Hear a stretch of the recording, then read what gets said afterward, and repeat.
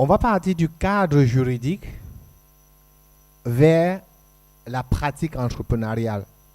La vie économique de nos jours, c'est un mélange entre les administrations, les gouvernements qui vont mettre le cadre et les entrepreneurs qui vont aller dans la pratique créer de la richesse.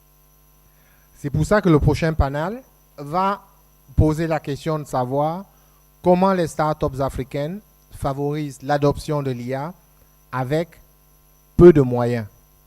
Nous avons entendu tantôt qu'il y a pas mal de difficultés, mais cette session va mettre en avant les stratégies ingénieuses des startups africaines qui intègrent l'IA dans leurs solutions malgré les ressources limitées. À travers des exemples concrets, les participants découvriront donc comment faire beaucoup avec peu grâce à la créativité et à la collaboration et des outils accessibles. En fait, le panel va poser la question de savoir malgré quoi est-ce que nous pouvons réussir économiquement avec l'IA en Afrique et non à cause de quoi nous allons échouer. Parce que c'est beaucoup plus facile de se poser la question à cause de quelles difficultés est-ce que nous ne saurons pas avancer. Donc, sous vos acclamations, je vous prie d'inviter avec moi sur le panel le professeur Dr Christian Kwam.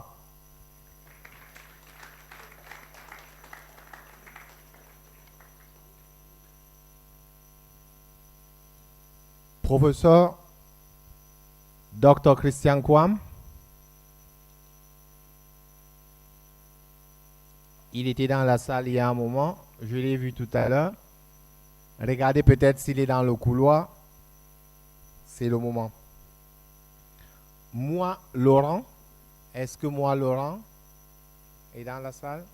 Oui.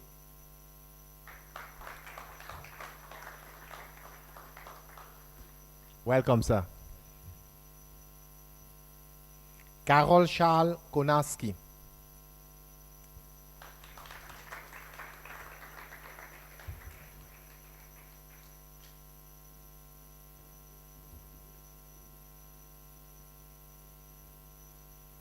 Alain Ekambi. Est-ce que Alain Ekambi est dans la salle? Pas encore. David Kenfak. Merci. Est-ce que entre-temps, le professeur Dr Christian Kwam est arrivé? Non. Donc, la modération de ce panel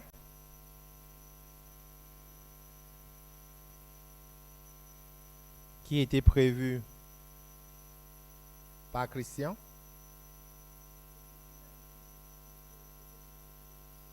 Oui. Qu'on inverse.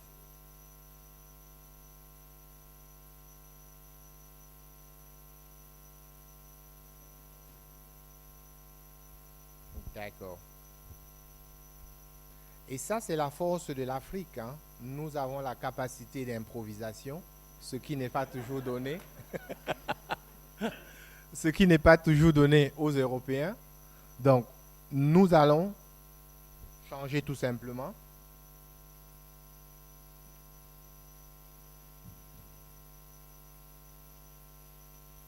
Et la modération va m'envoyer la liste des panélistes.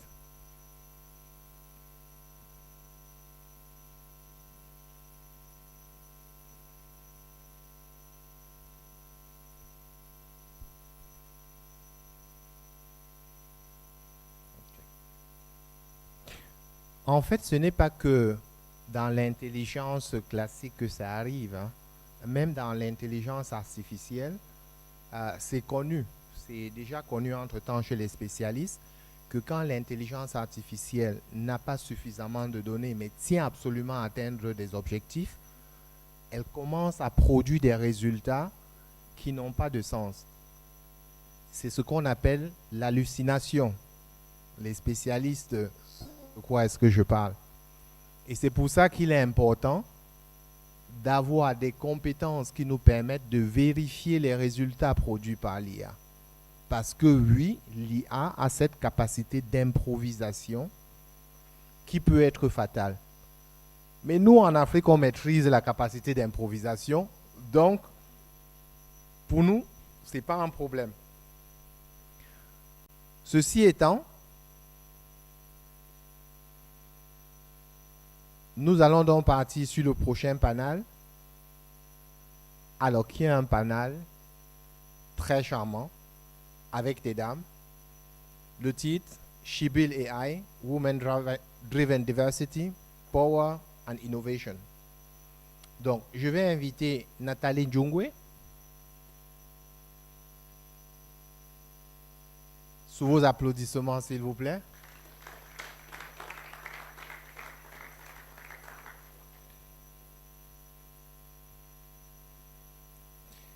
Ensuite, Vanessa Pimbek. Sous vos applaudissements.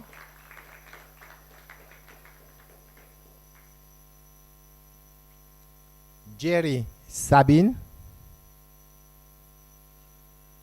Madame Jerry Sabine. Elle n'a pas pu prendre son vol, mais on a déjà de la Doppelfrauenpower. Léon Speedy.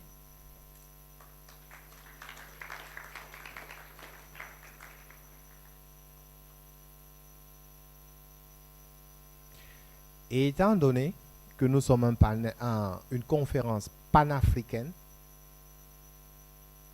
on va avoir non seulement l'Afrique subsaharienne, mais également le nord de l'Afrique, avec professeur Dr Habiba Chaoui, s'il vous plaît.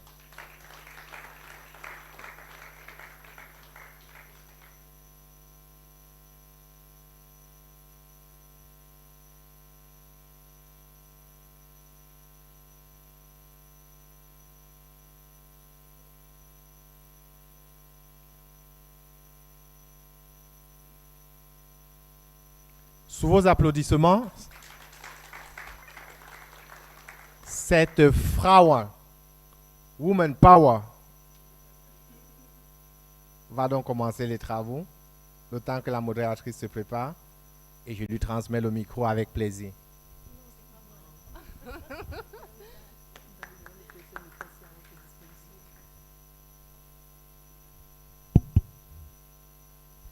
Bonjour, bonjour tout le monde.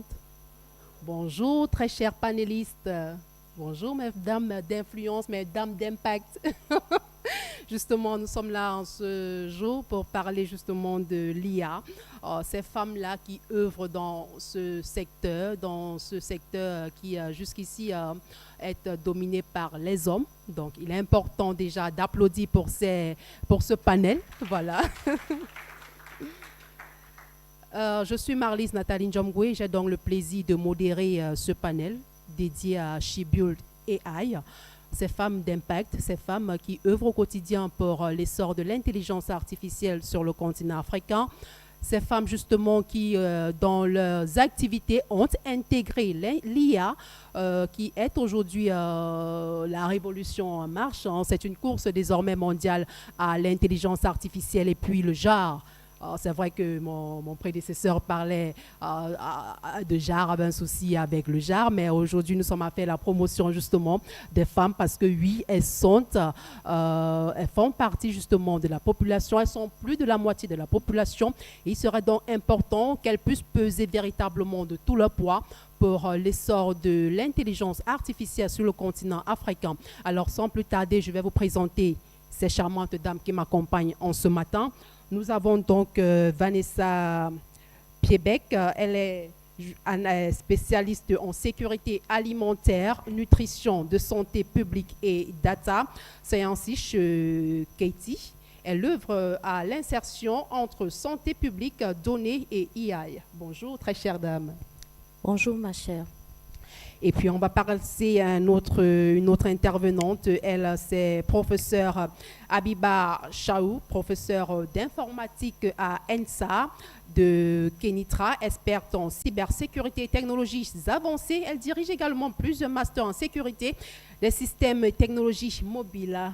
Bonjour. Merci pour votre présentation, mais j'aurais dû rectifier quelque chose en termes de... Je suis plutôt aussi directrice adjointe chargée de la recherche scientifique et de la coopération dans un institut ou bien dans une école de technologie, bien sûr. Alors, c'est pour vous dire qu'elles ne sont pas seulement belles, hein, elles ont la tête également bien faite et bien pleine. Prière d'applaudir encore une fois de plus pour ce charmant panel. On va passer à une autre hein, qui n'est pas des moindres dans ce panel. Il s'agit justement de Léonce Pidi. Elle est technopédagogue, Université de Douala où elle officie et puis JFN. Elle est data scientist, ambassadrice de Zindi pour le Cameroun, présidente fondatrice de l'association Dare to Women Tech. Bonjour. Bonjour. Alors, nous sommes très heureux de partager dans ce panel. Sans plus attendre, on va commencer. On parle aujourd'hui de l'intelligence artificielle au travers de cette toute première édition des AI for Africa Initiation. Alors, on va tout de suite commencer. Peut-être la parole à Vanessa pour savoir, Vanessa, qu'est-ce qui vous a poussé à justement vous intéresser à l'intelligence artificielle est-ce que cela s'apparente à un effet de mode ou alors on va dire que l'IA est aujourd'hui le véritable game changer? Merci pour la parole passée. Déjà, bonjour à tous. Et mon parcours sur l'intelligence artificielle et les domaines connexes dans lesquels je suis à la base, ma motivation. Ça fait 3 ans, j'ai décidé de vraiment utiliser l'intelligence artificielle. Avant, je le faisais vraiment de manière non officielle. Mais après, j'ai eu une bourse pour Tech Women Factory. Cette bourse-là, qui aidait les femmes et les jeunes filles à être capacitées dans les métiers du numérique. Donc, utiliser les métiers du numérique pour pouvoir avoir un impact dans ce qu'elles avaient déjà. Je suis entrée dans l'intelligence artificielle, ça a été un coup de cœur et je me suis formée dans le data science. Dans data science, tu ne vas pas utiliser les données, analyser tes données, faire des prédictions, essayer de mettre des projets sur pied, pour moi, sans l'intelligence artificielle. Donc voilà d'où je pars. Merci. D'accord. On va peut-être passer le micro à professeur. Voilà, qui va également nous édifier un tout petit peu sur son parcours dans cet univers tech. Comment est-ce que vous en êtes arrivé là? Merci pour cette question qui me fait rappeler un petit peu un parcours qui est quand même assez ancien, étant donné que mon background, en fait, c'est mathématiques appliquées. Donc, du coup, ça a laissé déjà en termes d'enseignement, l'intelligence artificielle, ça date pas d'aujourd'hui. Hein. C'est quelque chose d'ancien. On faisait plutôt les systèmes experts, les automates programmables. C'était en quelque sorte sur cet aspect-là que l'intelligence artificielle faisait référence, si vous voulez. C'est tout simplement la simulation d'essayer de simuler tout simplement les activités du cerveau humain sur des machines, tout simplement.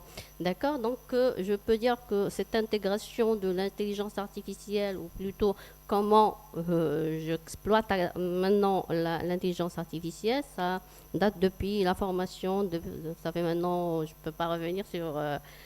ça fait des années, d'accord. Puis dans le cadre académique, étant donné que je suis enseignante de l'enseignement supérieur dans un établissement, bien sûr, à vocation ingénierie, donc c'est le cycle ingénieur, on a enseigné, on a commencé, si vous voulez, tout le parcours, si vous voulez, d'un ingénieur d'État en informatique ou autre. Donc on a commencé par data mining, de l'extraction de données, machine learning.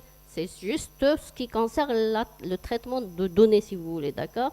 Donc, data mining, machine learning, deep learning, renforcement, et ainsi de suite.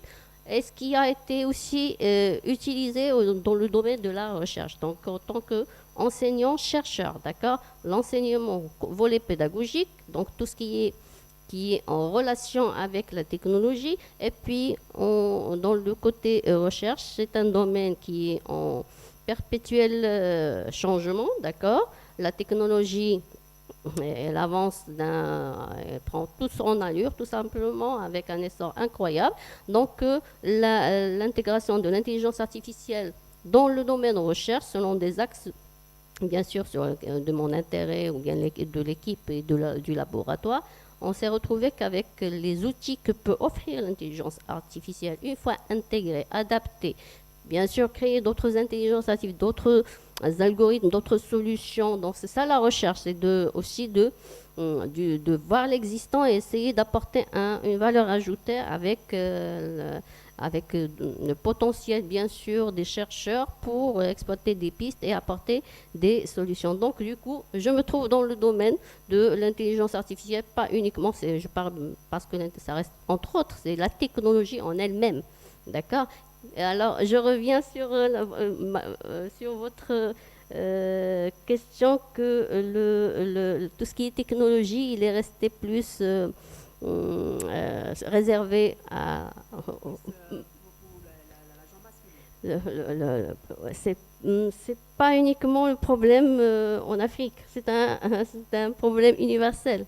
Donc on peut voir dans les autres pays européens, Canada par exemple, ou même aux États-Unis ou autres, ils ont tous le même problème. D'accord ? Mais la femme, elle est là, elle est présente comme son frère masculin. Hein. Bien sûr, la femme, elle est présente. Elle est d'ailleurs...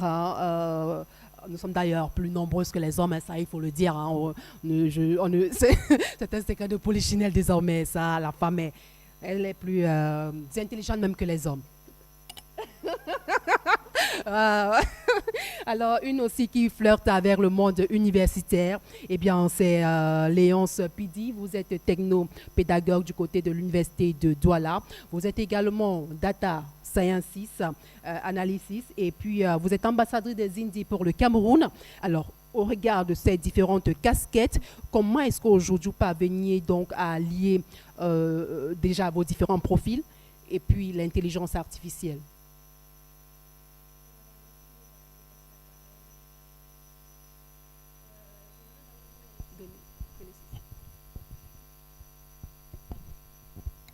Merci à l'équipe organisatrice. C'est une très belle initiative qui doit être perpétuée à travers le temps. Donc, je vais commencer par ma casquette en tant qu'enseignante à l'université. Je voudrais dire que l'IA intervient aussi bien du côté de l'apprenant que du côté de l'enseignant. Donc, premièrement, les IA permettent aux apprenants de pouvoir mieux apprendre. C'est-à-dire que l'IA aujourd'hui, je prends par exemple le ChatGPT, est un tuteur infatigable. Donc, lorsque l'apprenant a une question, il s'en va juste poser à ChatGPT et puis lui répond. Et ensuite, même si la réponse que ChatGPT lui donne dans un premier temps n'est pas assez convaincante, il va redemander à ChatGPT, vas-y, explique-moi davantage. Il va même redemander à ChatGPT de descendre au niveau beaucoup plus bas, de lui expliquer les thèmes terre à terre pour qu'il puisse comprendre. Donc, de ce côté-là, moi déjà, j'encourage beaucoup les étudiants à utiliser ChatGPT. Mais cependant, j'aime à nuancer là-dessus parce que je l'ai dit, ChatGPT ou bien l'IA de manière générale, ce n'est pas elle qui doit penser et réfléchir à votre place. Parce qu'aujourd'hui, la réalité, c'est que lorsqu'on donne un exposé à un étudiant, il s'en va sur Gamma, il entre le thème et puis directement Gamma génère un PowerPoint avec les images tout bien fait.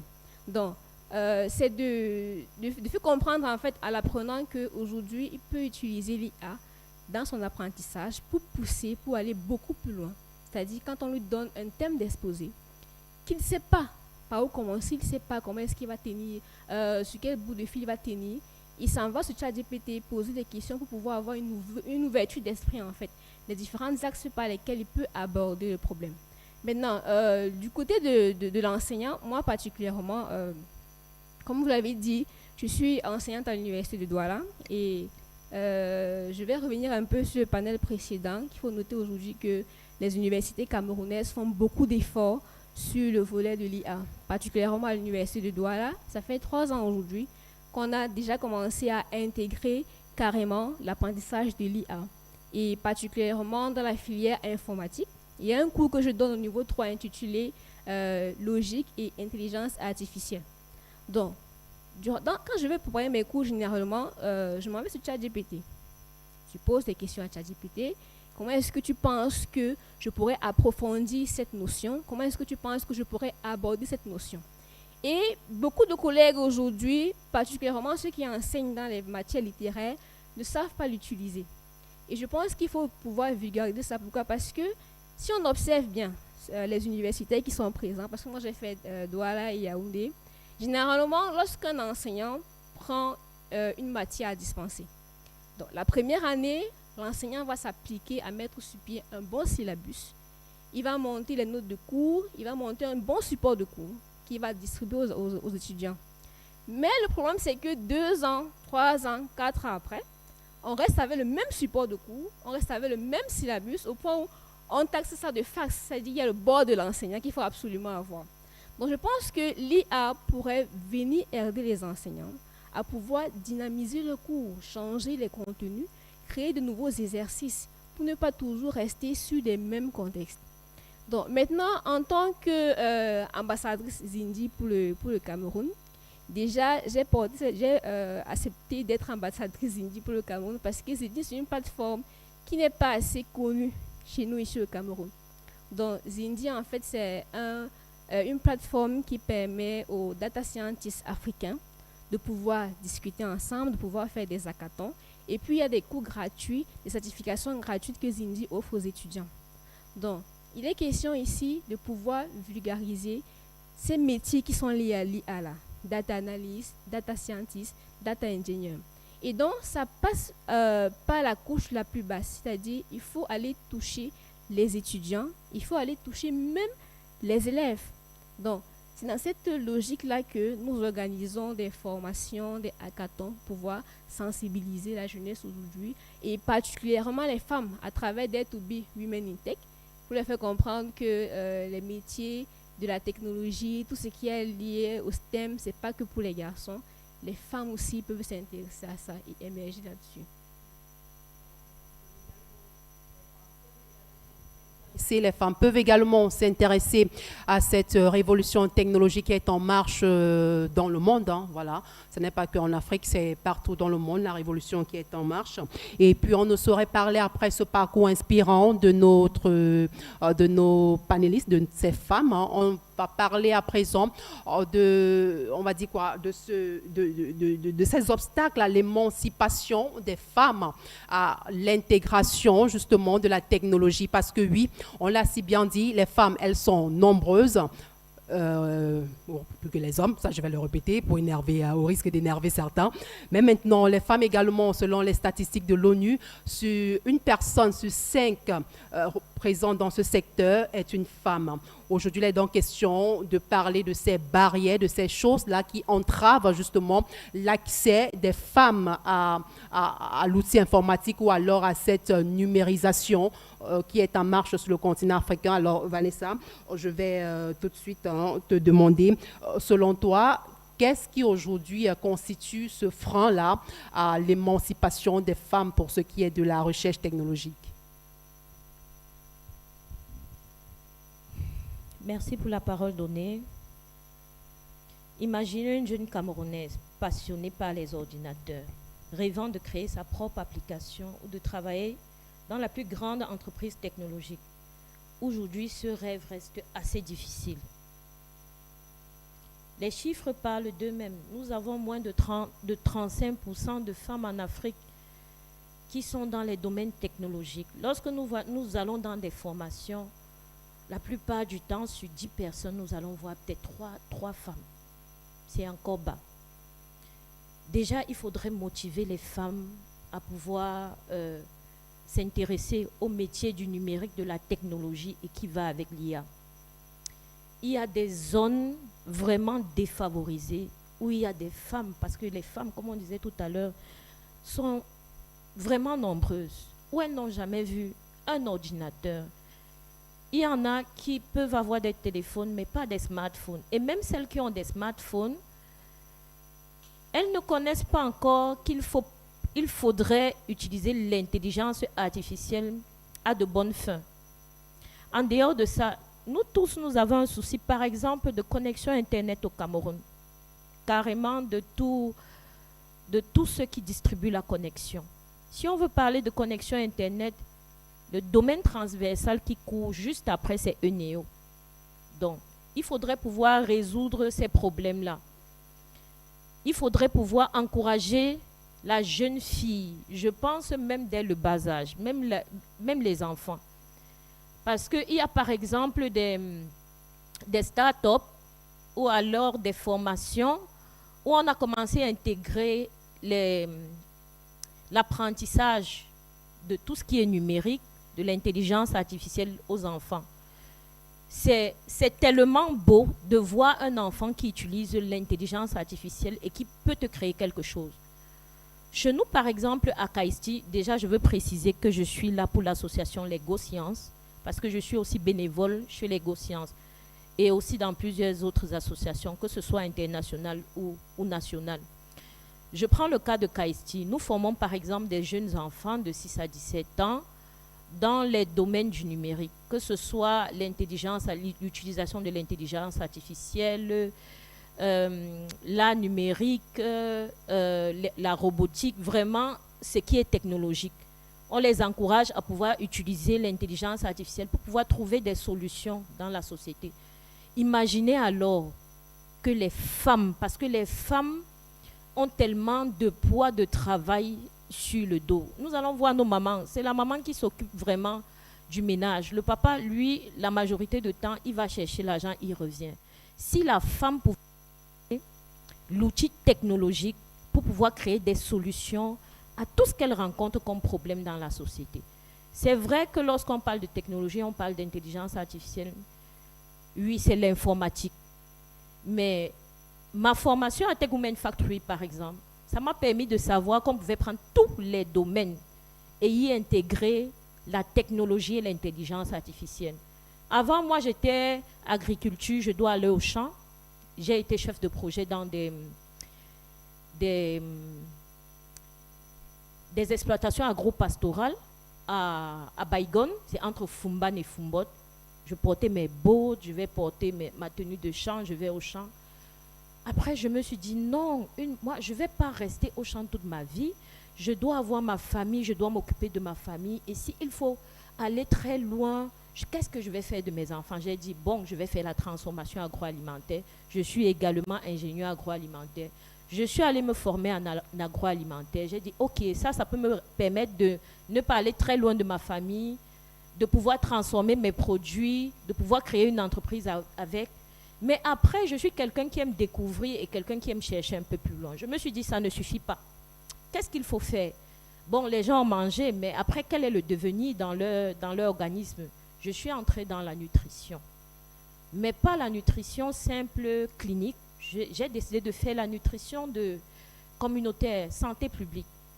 Je suis touchée par les problèmes de malnutrition, par les problèmes que peuvent rencontrer. Vous allez voir, moi par exemple, j'ai un problème de surpoids. Je suis dans un processus de régime. Mais il y en a beaucoup qui souffrent à cause de ça. Alors, je me suis rendu compte que l'intelligence artificielle, la technologie peut permettre de résoudre ces problèmes. Alors, imaginez les femmes, les filles, si elles peuvent commencer à s'intégrer dans ces métiers, à s'adapter là, elles trouveront beaucoup plus de solutions que les hommes. Donc, les freins, comme je disais tout à l'heure, nous avons Internet déjà qui n'est pas bon. Les femmes ne sont pas assez formées, il n'y a pas assez de sensibilisation là-dedans pour l'instant. Il n'y en a pas nombreuses dans les formations, ou alors même qu'en outils, elles sont rares. Je vais prendre une petite anecdote pour finir. Est-ce que vous savez que les ordinateurs, je ne sais pas, les PB, si je ne me trompe pas, qu'on avait partagé, qui avait fait vraiment de gros... Oui, qui avait fait un gros buzz. A fait couler beaucoup d'encre et de salive à son temps. Tout à fait. Est-ce que vous savez qu'il y a des jeunes filles, moi je prends particulièrement la femme, qui n'avait jamais vu un ordinateur. Donc c'est vrai que c'était un buzz du genre, qu'est-ce que c'est? C'est pas vraiment un ordinateur, mais il y avait des filles, des jeunes filles, des femmes dans des endroits très, très, très lointains, qui n'avaient jamais vu un ordinateur. Vous allez voir une jeune fille, elle a fait ses études primaires, secondaires à Bafoussam à Tchang, elle a fait son université à Tchang, c'est-à-dire elle n'avait jamais vu. Pareil pour Marois. Donc le PB, c'est quelque chose qui est venu à sortir d'une certaine réalité de ce qu'elle vivait. Oui, c'était peut-être le PB, mais voilà. Merci, je vais m'arrêter là. D'accord, merci, merci, merci. Voilà, et puis pour compléter ce que disait, et que selon les chiffres de l'ONU, on compte la moitié des 3,7 millions de personnes en développement, eh bien, sont les femmes et les... C'est dit que justement le fossé se creuse davantage.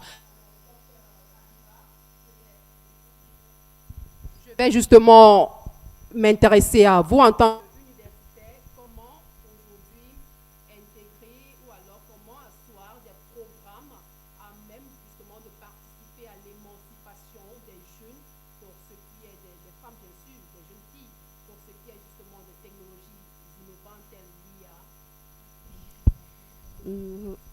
Alors, si je parle maintenant que pour le cas au Maroc,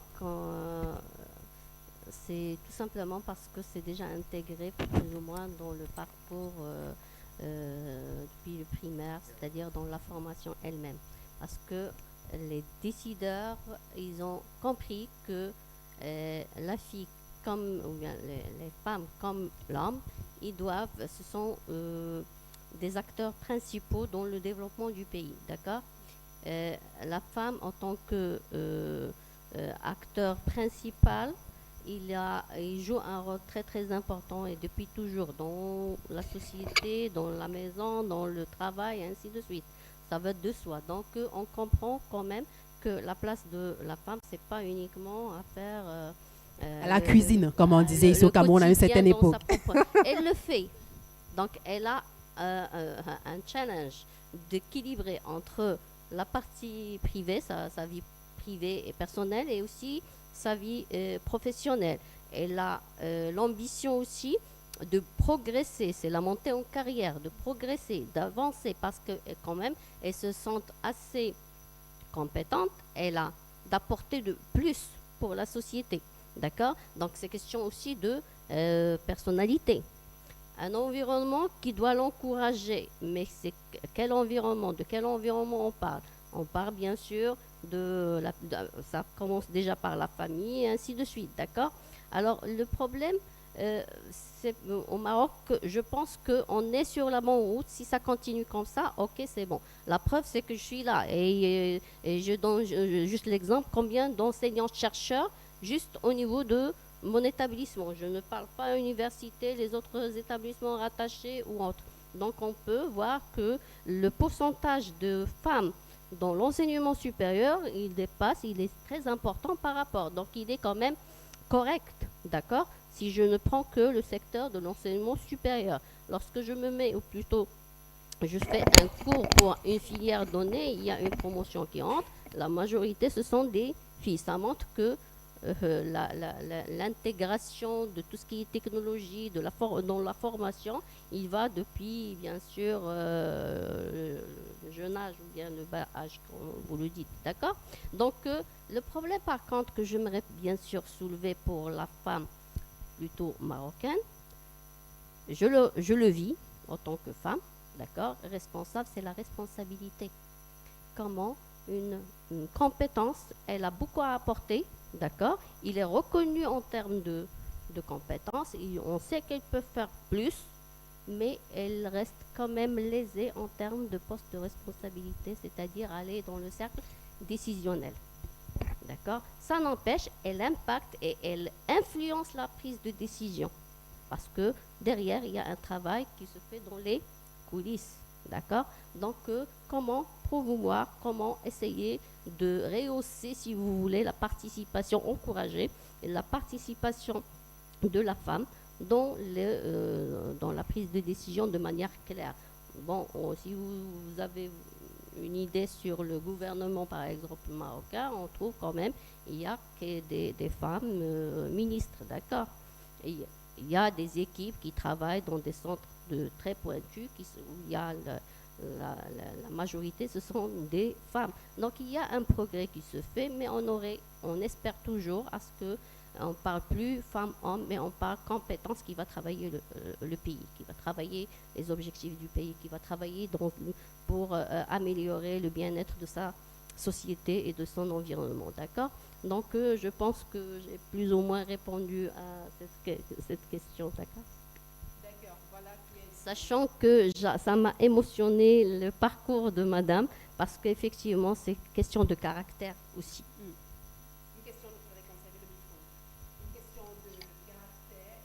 De caractère, justement, parce que oui, on est à parler de l'émancipation des femmes pour le plein potentiel dans l'essor de la technologie sur le continent africain. Alors, Léonce, vous qui êtes en charge d'une association Dare to be Women in Tech, comment est-ce que vous accompagnez au quotidien justement les jeunes filles ou alors les femmes pour l'appropriation de ces outils technologiques? Je vais commencer par dire que Dare to be Women in Tech a vu le jour il y a de cela 3 ans. Et c'est parti d'un constat particulièrement universitaire. Donc, quand on entre dans les amphis, moi particulièrement j'ai fait informatique, donc je vais me baser sur l'informatique. Par exemple, ici à l'université de Douala, nous avons pratiquement 2000 étudiants en filière informatique. Et la fille, c'est pratiquement la moitié. Ça, c'est au niveau 1. Lorsqu'on monte au niveau 2, le nombre de filles, ça chute. Ouais, ça chute vraiment. Niveau 3, master, thèse. Actuellement, je pense en thèse, il n'y en a que 3 ou 4 en thèse. Vous voyez un peu comment est-ce qu'au fur et à mesure qu'on évolue, la pyramide devient vraiment très très pointue pour les filles. Donc, et puis, on se demande, mais qu'est-ce qui se passe? Qu'est-ce qui n'a pas marché? Et quand on se rapproche de ces jeunes filles-là, on leur demande, bon, vous faites informatique, vous faites mathématiques, quelle est votre vision de l'avenir? Sincèrement, la majorité, moi tout ce que je veux c'est ma licence. Je me marie, je fais mes enfants et puis je m'occupe de mon foyer. Donc. Et puis on se dit, ok, c'est pas un problème. C'est pas un problème de décider de se marier, de faire ses enfants et de s'occuper de son foyer. C'est pas un problème de décider d'être ménagère. Mais est-ce que vous avez conscience qu'il y a autre chose que vous pouvez faire? C'est ça le souci. Est-ce que vous avez conscience que vous pouvez aller au-delà de ça? Est-ce que vous savez que vous pouvez être femme, mariée, épouse, mère, et puis faire une thèse, et puis être chef d'entreprise? Est-ce que vous le savez? Donc, la majorité, sincèrement, ont un esprit un peu fermé là-dessus. Et ça, c'est à cause des stéréotypes déjà. Les stéréotypes que la société nous impose, le rôle de la femme dans la société. Déjà, moi particulièrement, mon histoire personnelle, c'est j'ai commencé à travailler et quand je décide par exemple de me certifier en data analyst, je décide par exemple de faire ma thèse et puis là tout le monde me dit mais qu'est-ce que tu cherches? Tu travailles, tu as un salaire, mais pourquoi tu veux faire ça? Parce que c'est des choses qui sont réservées aux hommes. La femme, dès que tu as un travail qui peut te donner en moyenne 150 000, 100 000, vraiment, tu as reçu ta vie, tu n'as qu'à attendre un homme. Tu as atteint le Graal. Oui, tu n'as qu'à te marier à un homme assez imposant et puis tout va bien. Donc, pour revenir à Dare to be Women in Tech, le nom n'a pas été choisi par hasard. Oser. Oser, on veut dire aux filles, il faut oser. Il faut oser, il faut rêver grand. Il faut savoir que vous avez la possibilité de faire des choix. De choisir d'être ingénieur, de choisir d'être astronaute, de choisir d'être médecin, de choisir d'être femme au foyer. Il faut savoir que vous avez le choix. Et quand vous faites ce choix-là, il faut l'assumer. Donc ensuite, on a remarqué que il y avait vraiment un manque d'encadrement. Il y a un manque d'encadrement dans nos universités, particulièrement les universités publiques. Parce que généralement, elles sont délaissées à elles-mêmes. Elles n'ont pas les bons conseils, elles ne savent pas quel est le chemin qu'il faut suivre. Et ça aussi, c'est à cause des modèles qu'on nous montre aujourd'hui sur les réseaux sociaux. Parce que sur nos réseaux sociaux aujourd'hui, on a un type d'influenceuses qui prennent le dessus. Et donc, ces femmes-là qui sont des rôles modèles, qui ont des parcours inspirants, ne sont pas suffisamment mis en valeur. C'est pour ça que généralement, ces jeunes filles vont se rabattre vers ce que je dis généralement le bling-bling. c'est-à-dire l'influence des voitures, de la beauté et tout, pas que c'est mauvais. Mais il faudra aussi qu'on puisse mettre en valeur ces femmes-là qui ont un parcours inspirant pour pouvoir montrer à ces jeunes filles-là que tiens, tu peux suivre tel parcours. Donc, créer une telle association, il y en a beaucoup qui existent déjà, mais je pense qu'il faut encore en créer, il faut sensibiliser davantage. C'est offrir un cadre à ces jeunes filles-là et pouvoir les suivre, les accompagner. Nous, on organise généralement des formations qu'on offre gratuitement. C'est-à-dire, cette année, par exemple, on a organisé une formation en langage Python. Ensuite, nous sommes passés en analyse de données, data scientist. On le fait vraiment de manière gratuite. C'est-à-dire, on trouve des tuteurs, on leur explique le contexte et puis ils adhèrent.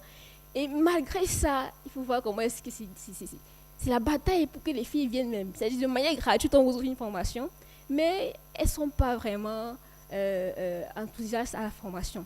Donc, je pense que le rôle revient aussi vraiment à nos familles, à nos familles dans les foyers, déjà à nous les mamans, de commencer déjà à déconstruire ces stéréotypes-là.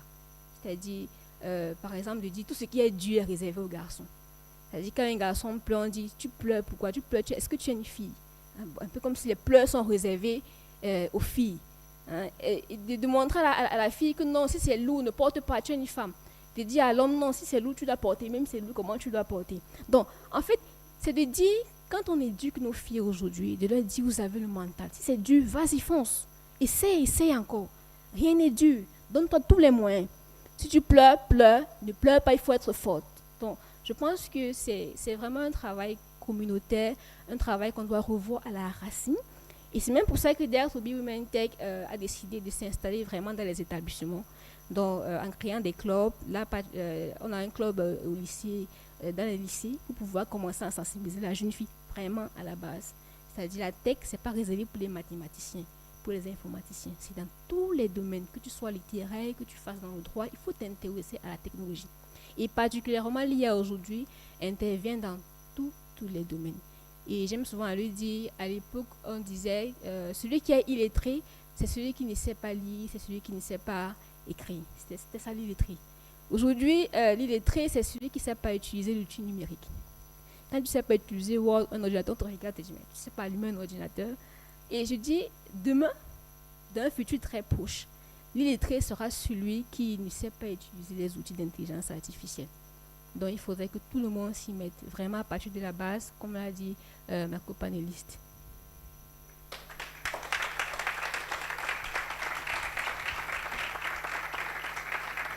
Je vous l'ai dit, hein, ce sont des femmes d'exception qui constituent justement ce panel. Ce sont des femmes d'exception, parcours vraiment inspirant. Félicitations une fois encore. Alors, Vanessa, vous également, vous œuvrez, vous avez parlé tantôt du bénévolat dont vous menez dans différentes organisations. Alors, est-ce que le principe est le même également, former également les jeunes de façon gratuite, de façon bénévole? C'est le même principe?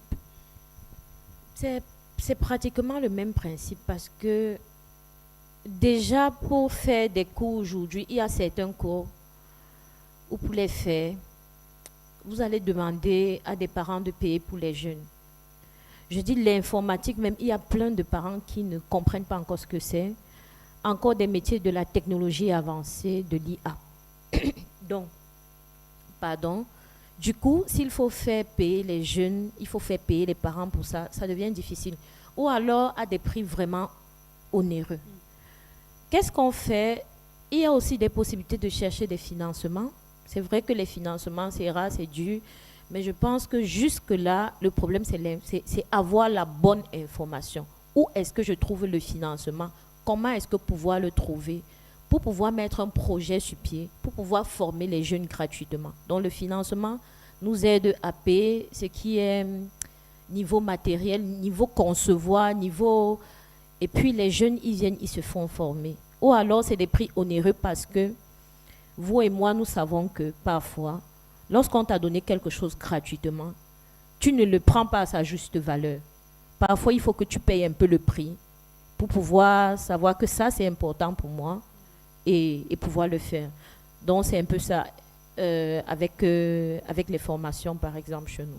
D'accord. Alors, peut-être partager J'ai également une expérience d'un projet IA dont vous en êtes fiers aujourd'hui, peut-être parce que vous avez participé. Oui, je suis... Vous savez, il faut apprendre à vous célébrer. Je suis fière de moi. Ah, on peut applaudir, hein, on peut applaudir pour elle. Oui, je suis fière de moi. Parce que, avant, comme on disait, je pensais, c'est vrai que je suis quelqu'un qui aime découvrir, qui aime aller de l'avant, je ne vais jamais rester. Mais c'est pas toutes les femmes ou alors tout le monde qui le voit comme ça. Et surtout, je veux vous encourager à rêver. Rêver grand parce que si tu ne rêves pas assez grand, c'est que tu n'auras même pas le petit. Donc, quand je quittais de mon entreprise, parce que je travaillais avec Catholic Relief Service, c'est un organisme international, on travaillait dans le VIH, comment appuyer les personnes qui ont le VIH. J'étais M&E là-bas. Je me suis dit, ça ne suffit pas.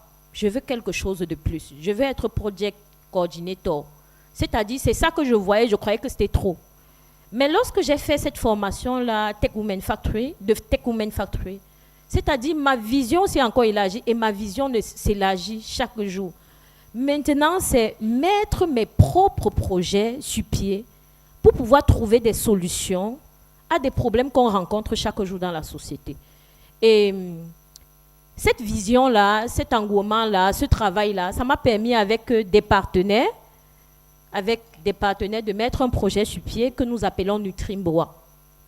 Nutrimboa, c'est une application numérique avec de l'intelligence artificielle qui va permettre aux Camerounais de mieux manger. Donc, cette application, c'est une application où nous sommes en train de créer, de mettre sur pied une base de données numérique des aliments camerounais avec leurs apports nutritifs, merci. Leurs apports nutritifs, de pouvoir créer des vidéos 2D, 3D, aussi aidées par l'intelligence artificielle, pour pouvoir faire de l'éducation nutritionnelle. Donc, voilà entre autres ce que nous sommes en train de faire. Pour l'instant, cette application-là, ça va être déployée à l'extrême nord et aussi à l'est, je pense d'ici 2 mois maximum, parce que je suis en train de travailler avec mon équipe. Et ce projet-là, nous l'avons mis sur pied. Nous avons eu une levée de fonds de 150 000 $.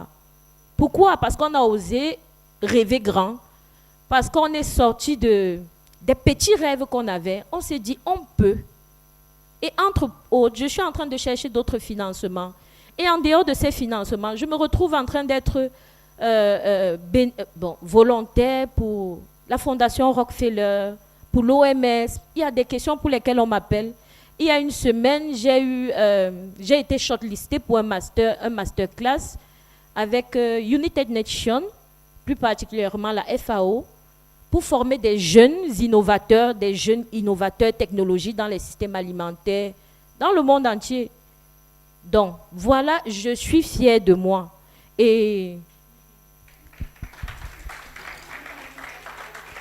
nous sommes fiers. Nous sommes également très fiers de votre parcours inspirant. Merci beaucoup. Merci beaucoup. Il faut oser, il faut chercher l'information. Il faut être toujours motivé. Si tu ne peux pas te motiver, deviens ami avec quelqu'un qui va te motiver chaque jour. Parce que cette motivation-là, ça m'a aussi permis... Oui, tout à fait. Ça m'a permis d'entrer à la Banque mondiale que je vois. Maintenant, je n'ai pas vraiment de barrière. Si tu me dis je ne peux pas, et te dis que ça, c'est ton problème. Si tu me dis va rencontrer le président de la République demain, je ne sais pas comment ça va se faire, mais je le rencontre demain matin. Donc, rêvez grand, essayez, innovez. Si vous avez des idées de projet, ne les gardez pas dans votre cerveau. Écrivez l'idée. L'idée qui est écrite peut devenir une idée que tu matures. Ça peut rencontrer quelqu'un qui te dit « Qu'est-ce que tu me proposes ?» Ça peut rencontrer, par exemple, dans une conférence comme ça, où quelqu'un te dit « Je suis intéressé par ce que tu proposes. Qu'est-ce que tu penses qu'on peut faire de ça ?» Ou est-ce qu'on peut allier cette idée à ceci et puis tu crées quelque chose de grand. Merci. Nous vous disons merci, Vanessa, merci. On paye souvent pour avoir du coaching. Je crois que en ce matin, vous nous avez servi un coaching vraiment des plus gratuits. Merci infiniment. Merci infiniment pour ce partage d'expérience. Merci de booster justement le potentiel de ces femmes. Merci de booster le potentiel de la gente féminine. Merci de prouver que oui, la femme. Peut-être je vais emprunter votre micro. Voilà. Merci de prouver que oui. Merci de prouver ça. Merci de prouver que oui, la femme peut, comme on le disait tantôt, elle peut. Et justement, aujourd'hui, on est à parler de souveraineté numérique, de souveraineté technologique. C'est une course à l'innovation technologique qui est en marche dans le monde. Alors aujourd'hui, comment est-ce que vous, professeur Abiba, vous entrevoyez le rôle de la femme dans cette course effrénée vers les technologies innovantes? Comment je vois déjà que la femme, elle est dedans, hein. Elle est partie prenante dans cette course. Sinon, on risque d'aller vers deux vitesses, dans le même cadre, dans le même environnement, dans la société aussi. D'accord? Une vitesse, comment on dit, TGV, et une vitesse qu'il faut des années-lumière pour qu'on puisse se rattraper. Donc, l'idée, c'est tout simplement elle est déjà un acteur actif. Il contribue, il participe de près ou de loin dans cette course. Et je ne peux pas dire une course, on est dedans, donc on va y arriver tous ensemble. Donc il n'y a pas de gagnant. Le seul souci, et le seul défi en fait que rencontre et que peut rencontrer la femme, c'est la persévérance. Elle est tout le temps en train de se faire...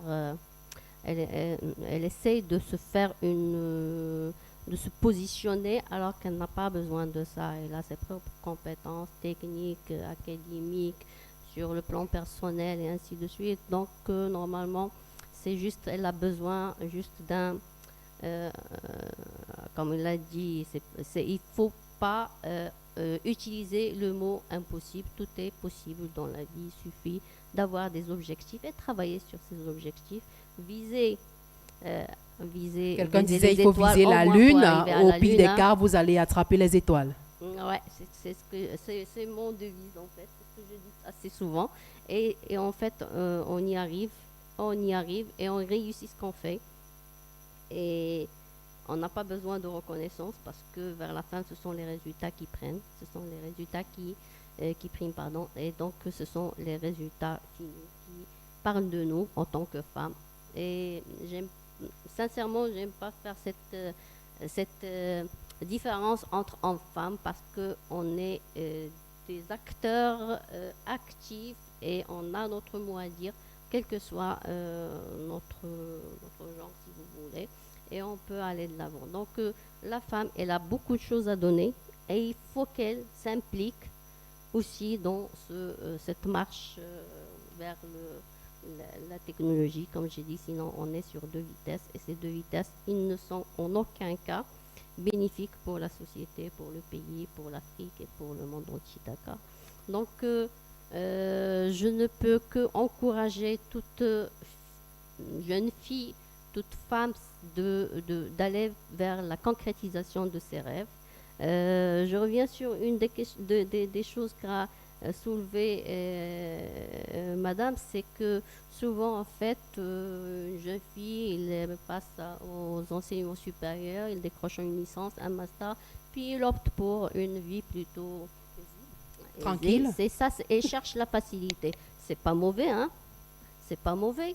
Si elle a choisi de se faire une vie privée, ok.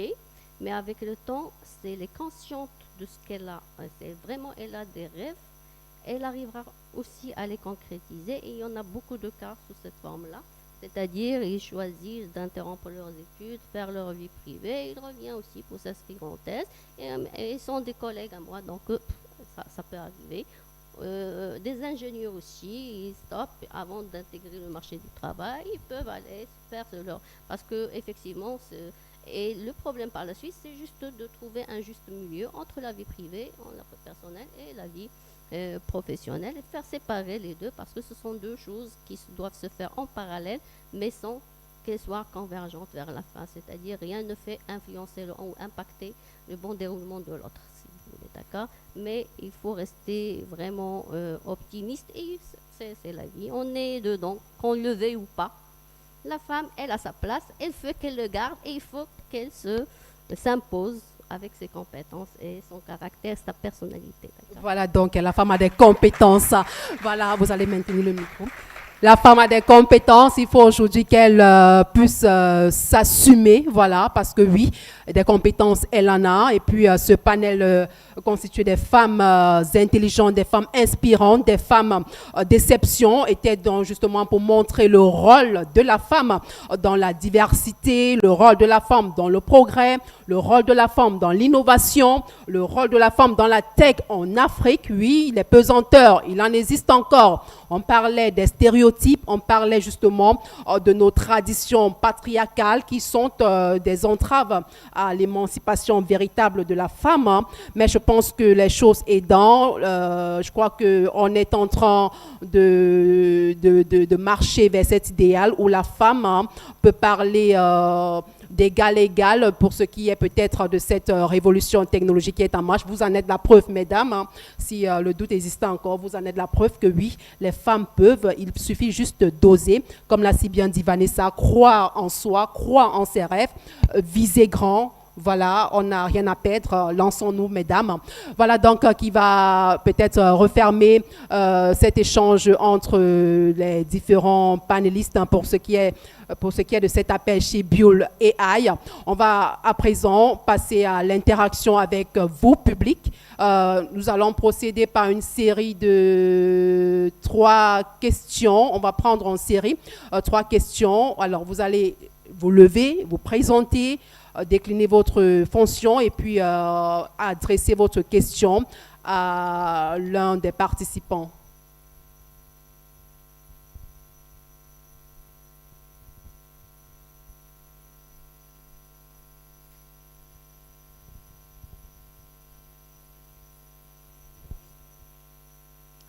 Bonjour. Bonjour. Je ne sais pas si je dois me lever. C'est mieux pour permettre à tout le monde de pouvoir vous apprécier.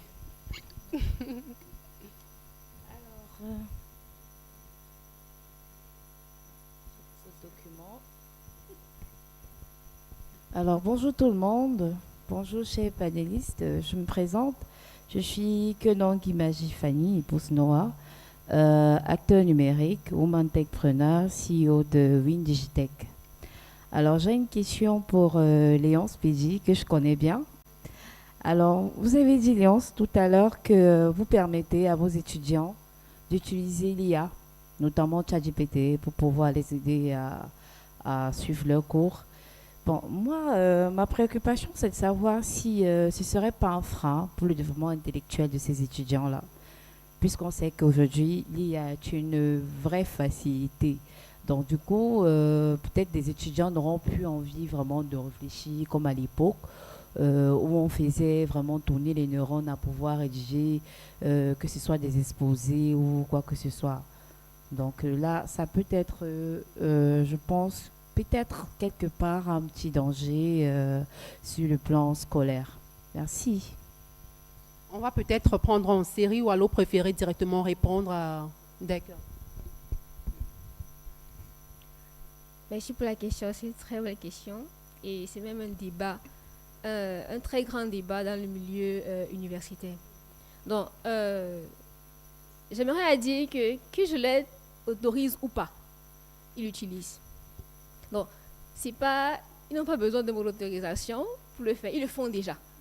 Déjà même que lors des évaluations, il y en a beaucoup qu'on attrape avec les téléphones et qui filment les preuves, ils envoient à ChatGPT, ils recopient les réponses. Beaucoup.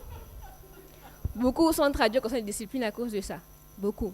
Bon, ça fait que dans les surveillances, actuellement à l'Université de Douala, on a redoublé d'efforts, redoublé de surveillants pour vraiment essayer de réduire cela. Donc, le problème, ce n'est pas est-ce que l'étudiant va utiliser l'IA ou pas. De toutes les façons, il va l'utiliser. De toutes les façons, il l'utilise. Donc, le rôle de l'enseignant, c'est sensibiliser l'étudiant, c'est encadrer. C'est pour ça que l'enseignant doit maîtriser en fait l'outil d'IA. Ça veut dire, quand un étudiant te produit un texte carrément généré par l'IA, tu dois être capable de l'identifier.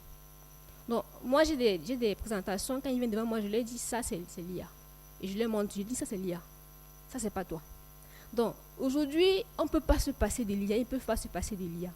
C'est de leur dire, OK, tu as eu un thème d'exposé qu'on t'a donné, alors, puisque de toutes les façons, tu vas aller sur ChatGPT, vas-y. Seulement, ne fais pas un copier-coller. Non. Ne fais pas un copier-coller. ChatGPT doit pouvoir t'ouvrir l'esprit.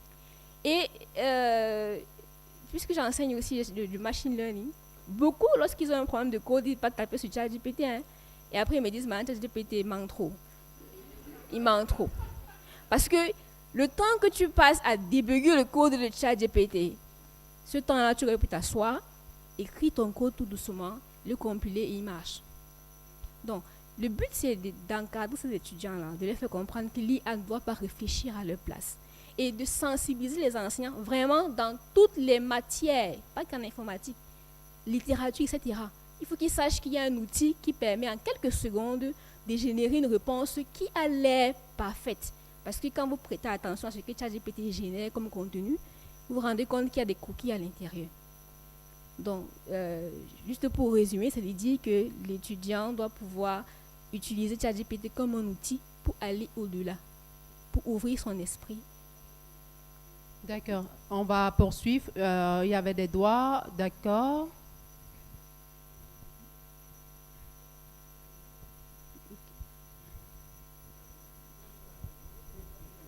D'accord, on va prendre, rassurez-vous, il n'y a pas de discrimination. On va prendre les hommes. Bonjour, je suis Bénédicte Ayonsi, je suis spécialiste en marketing. Bon, j'ai 2 questions, mais je préfère prioriser une.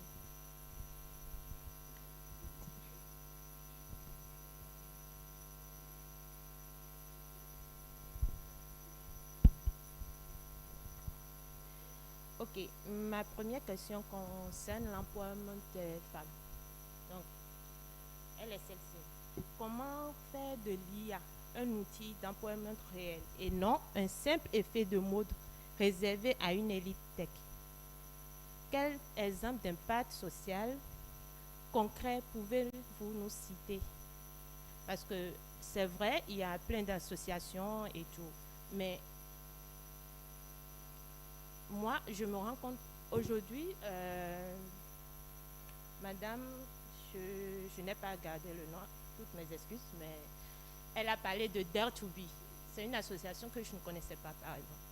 Et j'aimerais vraiment qu'il y ait plus de communication par rapport à ces associations.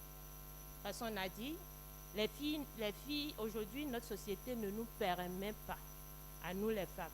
Bon, ça vient, peu à peu ça vient, mais déjà la mentalité de notre société ne permet pas aux femmes de pouvoir se lever et de faire certaines choses. Donc, ok. Tenu pour l'essentiel de la question, déjà, Oui. droit des initiatives pour s'intéresser à la technologie avancée.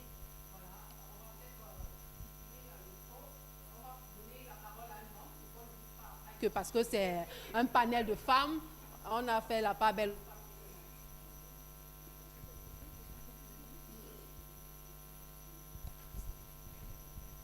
Ok, merci pour la parole donnée. Je suis Henri Prosper Marie, journaliste, présentateur d'une émission du côté de Yaoundé dans une chaîne de télévision. En fait, depuis hier, je suis les exposés. On fait juste la promotion de l'IA, en fait, mais sans toutefois faire donner les conséquences de l'intelligence artificielle. Parce que, voyez-vous, déjà, j'ai une connaissance du côté du Canada. Il y a un étudiant qui a fait son mémoire juste avec l'intelligence artificielle. Et de ce côté-là, ils ont, si on appelle, il y a une application qui permet de dénicher si vous avez fait un copier-coller. Et même, Ici aussi à Yaoundé, du côté de Yaoundé également, il y a une conférence de cette envergure où il y a un conférencier qui est en train de faire sa conférence. Il a totalement copié dans l'intelligence artificielle parce que j'étais à côté d'une dame qui me dit que bon voilà, tout ce qu'il dit, voilà, c'est ici dans l'intelligence artificielle. Donc en réalité, on ne peut pas seulement se permettre de vulgariser l'intelligence artificielle comme ça. Il faudrait également citer les conséquences de cette intelligence artificielle. Parce que même, comme Madame Léonce a fait allusion à ça tout à l'heure, là, qu'elle ne peut pas encourager les étudiants à utiliser l'intelligence artificielle. Mais au niveau même des établissements scolaires, nous avons fait les enquêtes sur le terrain. Et il y a également les professeurs qui utilisent directement l'intelligence artificielle, c'est-à-dire qu'ils ne peuvent pas plus le cours à la maison. Donc il arrive, je causais avec un gars de terminale, un enfant de terminale qui me dit que bon, monsieur, voilà, textuellement, ce que le professeur nous a donné, textuellement, il n'a même pas enlevé la virgule.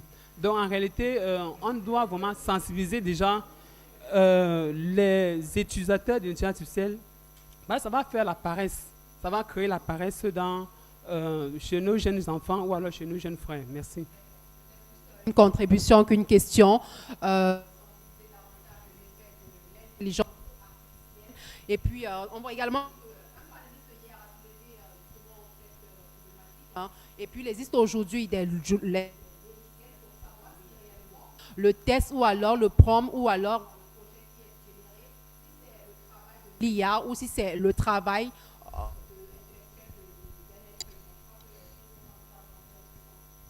Notre préoccupation, d'accord. Bonjour à tous. Je suis Gaston Effa, je suis professionnel commercial et marketing. J'ai une question, j'ai été très intéressé par l'intervention de la dame en vert, je crois que c'est Léon, c'est ça? Par rapport à une initiative qu'elle a mise sur pied pour la formation des jeunes filles. Ma question c'est pourquoi est-ce que vous faites que ces initiatives soient gratuites? On sait tous que ce qui est en général payant, non seulement ça attire un peu plus, mais les gens prennent un peu plus, font un peu plus attention, ils prennent au sérieux. Et je fais un parallèle avec ce que vous avez dit par rapport au TikTok qui intéresse un peu plus les jeunes filles. Est-ce que vous remarquez que la partie marketing, c'est-à-dire ce qu'on met en place pour embellir ce qui est proposé dans TikTok, c'est pas quelque chose qui pourrait vous inspirer, vous, pour également embellir le côté attirant de vos formations? Merci. Si j'ai bien compris la question, c'est pourquoi c'est gratuit. Pourtant, ce qui est payant a tendance à avoir plus de valeur. Donc, c'est déjà à cause de la nature de l'association. Donc, une entreprise à but non lucratif. Et surtout à cause du public cible. Parce que moi, j'ai fait mes études dans les universités publiques. Et généralement, la couche sociale qu'on y retrouve, vous allez voir des enfants qui peinent à payer leur pension scolaire. Ils sont nombreux qui payent à payer les 50 000 qu'on demande là. Ils sont nombreux qui peinent à trouver le transport pour venir à l'école. Parce que les parents n'ont pas. Donc, ça part à la base de la couche sociale qui est visée. Donc, maintenant, quand on dit que c'est gratuit, maintenant, c'est que vous demandez que mais ceux qui viennent former, là, ils mangent quoi? Ils paient le transport comment? C'est rendu gratuit pour l'étudiant. C'est-à-dire, si tu as une preuve que tu es étudiant, c'est rendu gratuit pour toi. Par exemple, à l'université de Douala, on a le soutien de la doyenne de la faculté des sciences qui, lorsqu'on lance des formations, avec le chef de département de mathématiques et informatique, lorsqu'on lance des formations, ils vont donner un local, par exemple, qu'on ne va pas louer. Lorsqu'on va lancer des formations, ils vont offrir un petit casse-croûte à ceux qui viendront là pour offrir la formation. Donc, le but, c'est vraiment d'aider ceux-là qui sont incapables de se former. Il y en a qui viennent, ils sont nombreux qui viennent pour se former. Malheureusement, c'est dans nombreux là, c'est généralement beaucoup plus les garçons qu'on va retrouver. Mais ils sont nombreux qui viennent se former et à la fin, ils ont un certificat signé par le chef du département, signé par le doyen qu'on leur remet. Donc, a dit qu'on va faire des formations. Par exemple, la formation qu'on a offerte dernièrement en data analyst, ça, c'est une formation qui coûte dans les 350, 400 000. Si tu veux faire, ça coûte extrêmement cher. Donc, quand on regarde la couche sociale des étudiants qu'on a dans les universités privées d'État, ils ne sont pas capables, pour la majorité, de payer ce type de formation-là. Donc, c'est vraiment basé sur le public que nous on cible. Le deuxième volet, c'était, tu peux me rappeler?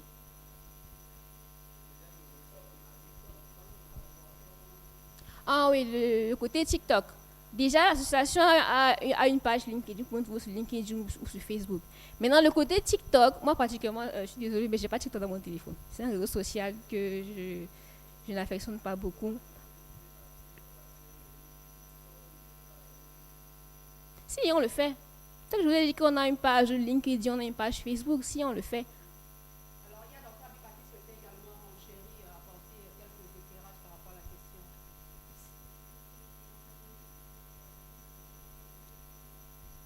De l'IA dans l'enseignement, d'accord?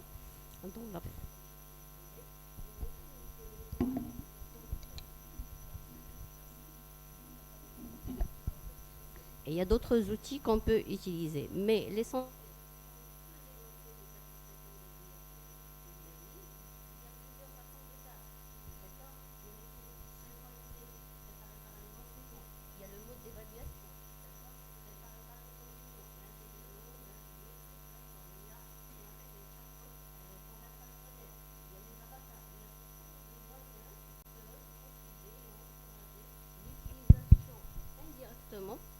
De l'IA.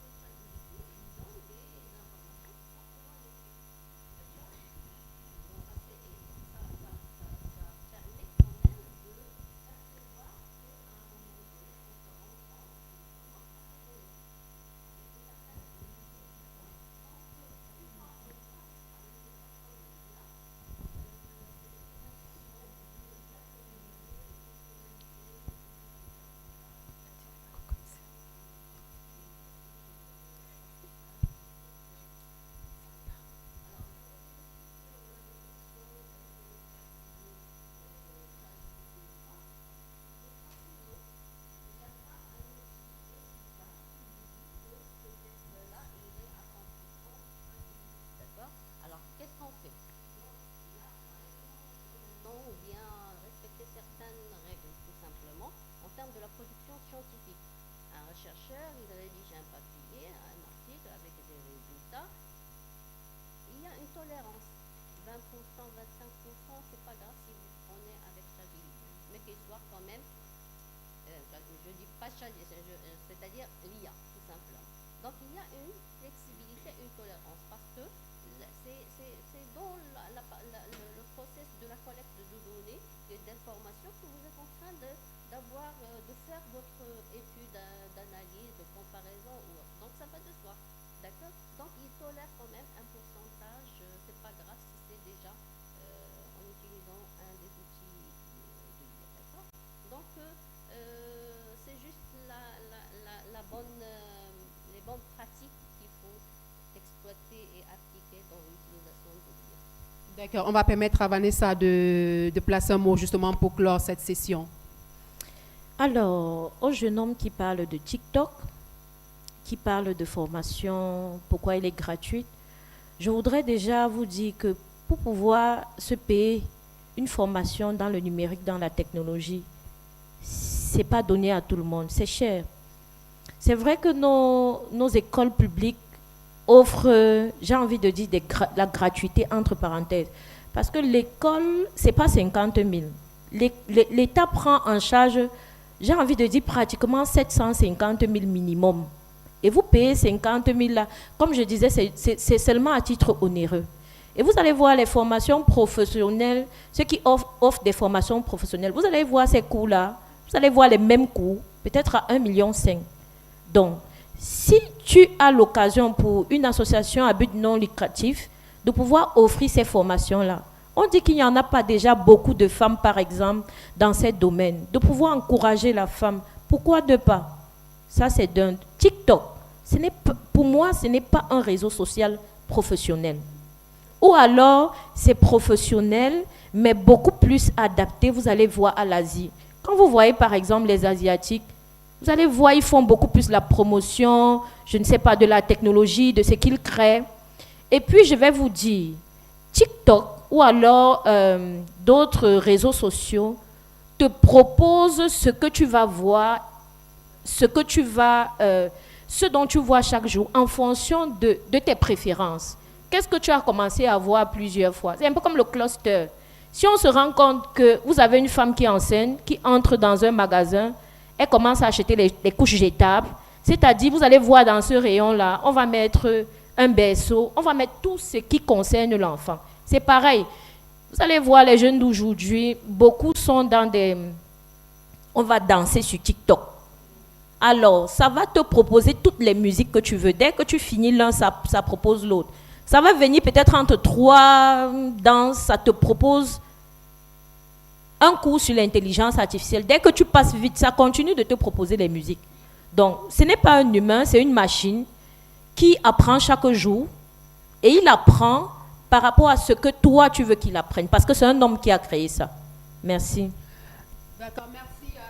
Cher panel, merci de nous avoir plongé dans cet océan de possibilités où la technologie offre d'améliorer le bien-être des populations, des communautés, et puis l'innovation aujourd'hui, de ressortir le rôle essentiel des femmes dans cette marche du monde vers la révolution technologique.